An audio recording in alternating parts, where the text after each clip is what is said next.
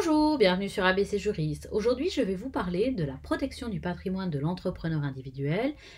Cela concerne donc les entreprises individuelles et les micro-entreprises.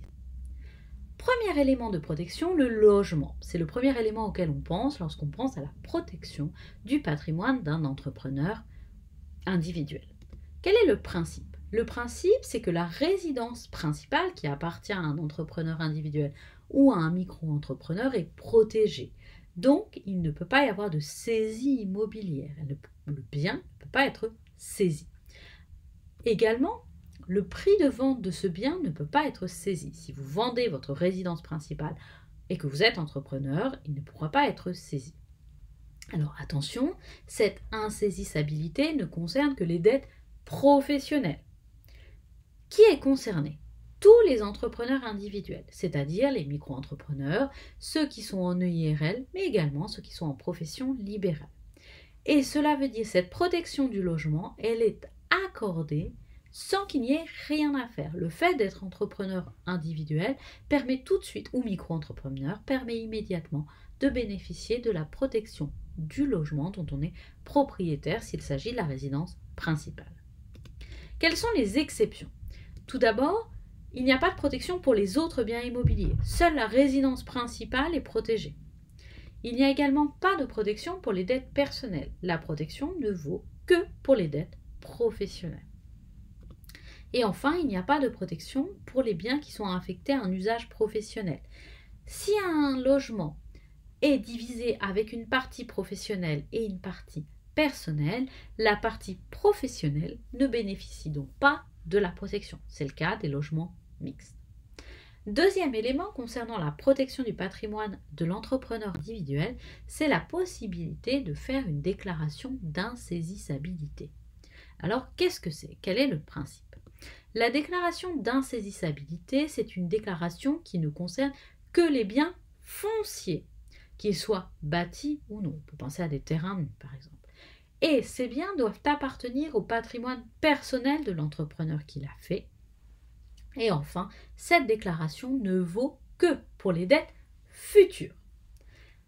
Alors, que faire? Cette déclaration doit être faite devant notaire. Elle doit être publiée au service de la publicité foncière et inscrite dans les registres de publicité légale, le registre du commerce et des sociétés, ou le répertoire des métiers, ou tout registre pour les personnes qui ont une obligation d'immatriculation. Pour celles qui n'ont pas d'obligation d'immatriculation, il faudra alors faire publier cette déclaration dans un journal d'annonce légale. Évidemment, votre notaire vous renseignera lorsque vous envisagerez de faire une telle déclaration. Également, cette déclaration doit être précise, c'est-à-dire qu'elle doit comporter une description du bien, mais également préciser s'il s'agit d'un bien en nue propriété, en usufruit, en pleine propriété, s'il s'agit d'un bien propre, d'un bien individu ou d'un bien commun. Quelles sont les exceptions maintenant? Tout d'abord, ne sont pas protégés les biens qui sont à usage professionnel. Seuls les biens à usage personnel sont protégés. Les locaux professionnels dans lesquels vous exercez votre activité ne peuvent pas être protégés. Également, ne sont pas protégés les biens qui ne sont pas inscrits dans la déclaration. Si dans votre déclaration vous omettez certains biens, ils ne peuvent pas bénéficier de la déclaration qui bénéficie aux autres. Également, ne sont pas protégés les biens, même inscrits dans la déclaration, ne sont pas protégés si une procédure a été lancée ou si les dettes concernées sont antérieures à la déclaration.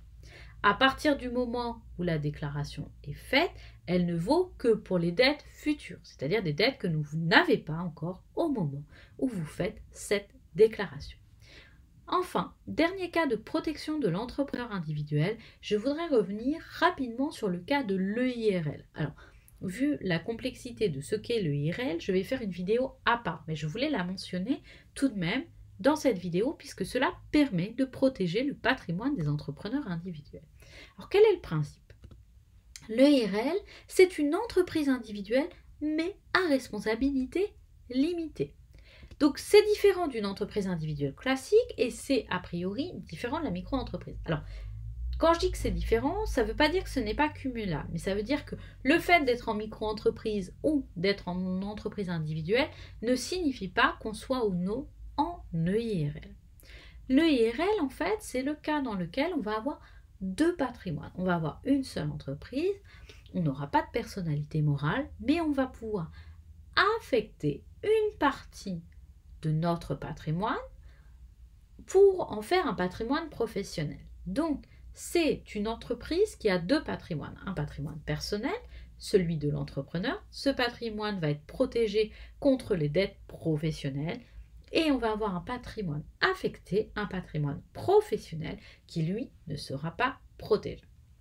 Alors, il est nécessaire de faire une déclaration. Je reviendrai sur les détails de celle-ci dans la vidéo spécifique à l'EIRL. Et également, il faut faire attention aux régimes fiscaux et sociaux, puisque cela a des impacts lorsque vous choisissez de prendre l'EIRL. On notera que dans le patrimoine affecté, on ne peut mettre que des biens à usage professionnel. Voici pour cette vidéo concernant la protection des entrepreneurs et de leur patrimoine. Je vous invite à vous abonner sur ABC Juris pour me suivre et pour bénéficier de toutes les vidéos concernant les entrepreneurs. Pour ne louper aucune vidéo, n'hésitez pas non plus à activer la cloche et le suivi des notifications.